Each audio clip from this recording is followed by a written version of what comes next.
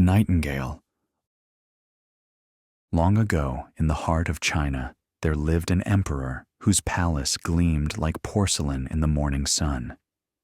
Its walls glistened, its towers sparkled, and its gardens stretched so far that even the gardener could not say where they ended. Bells chimed softly from silver threads tied to blossoms, ensuring no beauty passed unseen. Yet within all this splendor, a hidden wonder waited to be discovered. Wonders of the Kingdom. Travelers from all over the world came to admire the emperor's city, his palace, and his garden. They were impressed by everything they saw. But when they returned home, they would write in their books about all the wonders they had witnessed. They always declared that one thing was the most special of all. The Song of the Nightingale. The books written by these travelers were sent across the globe. In every book, the authors praised the palace and the garden, but they all agreed that the most marvelous thing was the song of a little bird. This bird, they wrote, was a nightingale that lived in the forest by the deep sea. The Emperor's Surprise. One day, the emperor received a book and sat down to read. He enjoyed the descriptions of his city and his palace. But then he came to a line that read, "But the nightingale is the best of all." "What's this?"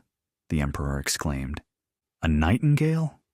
I don't know of any nightingale in my own garden." The emperor's command. The emperor immediately called for his highest court official, the chamberlain. "There is said to be a most remarkable bird called a nightingale here," the emperor declared. "They say it is the best thing in my entire empire. Why has no one ever told me about it? I command you to bring it to me this evening to sing." Surely a fable. The chamberlain had never heard of the nightingale. He hurried up and down the palace stairs, through endless halls and corridors, asking everyone he met. Yet no one had ever heard of such a bird. At last he returned to the emperor and said, "Surely this must be a fable, invented by those who write books." The Kitchen Maid's Secret. The book from which I have gained this knowledge was sent to me by the mighty Emperor of Japan. Therefore, it cannot be false, declared the emperor with great authority. "Bring the nightingale to me at once," he commanded. At that moment, a humble young girl from the kitchen stepped forward and bowed. "Oh, I know the nightingale well," she said softly. "Her song is the most beautiful in all the world. I can lead you to her." The Forest Journey. So, the little kitchen maid led the chamberlain and half the court out of the palace. They went through the garden and into the forest that stretched down to the sea. They walked for a long time. All around them, they heard cows mooing and frogs croaking, which the courtiers mistook for the nightingale's song. The Plain Gray Wonder. "There she is," said the little kitchen maid, pointing to a little gray bird sitting on a branch. "A gray bird?" the chamberlain whispered. "I had imagined she would be a magnificent, colorful creature. She looks so common." He couldn't believe such a plain bird could produce such a celebrated and beautiful sound. The nightingale agrees. The little kitchen maid called up to the bird. "Our gracious emperor wishes you to sing for him," she said. The nightingale was surprised, but replied, "With the greatest pleasure." She agreed to return with them to the palace. The courtiers were relieved that their long and tiring search was finally over. The Song that moved hearts. At the palace, a golden perch was prepared for the nightingale. She sang so beautifully that tears came to the emperor's eyes and rolled down his cheeks. Her song touched his heart, and he was so delighted that he declared the nightingale would stay at court forever. He was truly moved by the simple bird's melody. The golden cage. The emperor gave the nightingale her own golden cage and 12 servants to look after her. The little bird was not happy, however. She missed her freedom and the green forest where she could fly wherever she wished. The whole city talked of nothing but the marvelous bird and her enchanting song. The emperor's dazzling gift. One day, a large package arrived for the emperor. Inside was a gift from the Emperor of Japan, an artificial nightingale made to look like the real one, but covered in diamonds, rubies, and sapphires.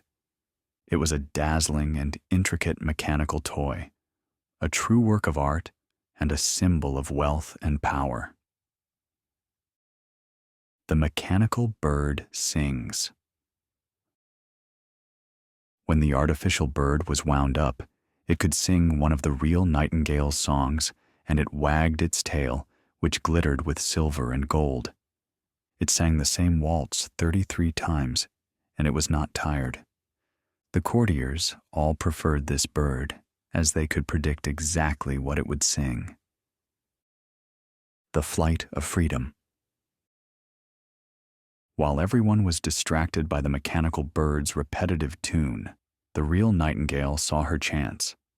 No one noticed, as she flew quietly out of the open window, back to her own green woods and the freedom she had missed so dearly. She disappeared into the trees, leaving the glittering palace behind her. The False Treasure. When the court at last noticed the real nightingale was gone, they grew furious. "The best bird is the one we still have," they insisted, pointing to the jeweled machine. The emperor, furious at losing the true nightingale, banished her from his empire forever. The glittering artificial bird was placed on a silk cushion beside his bed, praised above all else. The bird's broken song. For a year, the mechanical bird sang its one song. But one evening, something inside the bird went snap, and the music stopped. The emperor called for his physician, but it was the clockmaker who came. She fixed the bird, but warned it could only be played once a year, for its gears were very worn. The emperor's fading breath. 5 years passed, and a great sorrow came upon the land. The emperor became so ill that he was expected to die. He lay cold and pale in his great, magnificent bed. His courtiers, believing he was already gone, had all gone to pay their respects to the new emperor who would soon take his place. Death at the bedside. Death himself sat upon the emperor's chest. He had put on the emperor's golden crown and held his golden sword in one hand and his beautiful banner in the other. All around, from the folds of the velvet curtains, strange faces peered out. These were the emperor's good and bad deeds, reminding him of his past. The golden bird's silence. "Music, music," cried the emperor, his voice trembling with fear. "You precious golden bird, sing. I have given you honor, a silk cushion beside my bed, and praised you above the real nightingale. Sing, I beg you." But the mechanical bird stood silent and still. No one was there to wind it, and not a single note escaped its jeweled beak. Cold silence spread through the vast and lonely chamber. The nightingale returns. Suddenly, right by the window, the most beautiful song began. It was the little, living nightingale who sat on the windowsill. She had heard of the emperor's illness and had come to sing to him of comfort and hope. Her melody filled the air with a warmth and life that pushed back the shadows. Death driven away. As the nightingale sang, the ghostly faces grew paler and paler. Even death listened and said, "Go on, little nightingale, go on." The bird's song reminded Death of his own quiet garden, and like a cold white mist, he floated out of the window, leaving the emperor in peace and quiet. The emperor's gratitude. "Thank you, you heavenly little bird," said the emperor. "I banished you once, and yet you have sung away the evil from my bed and death from my heart. How can I reward you?" The nightingale promised to come and sing for him every night, telling him stories of the happiness and sorrow in his land. The dawn of renewal.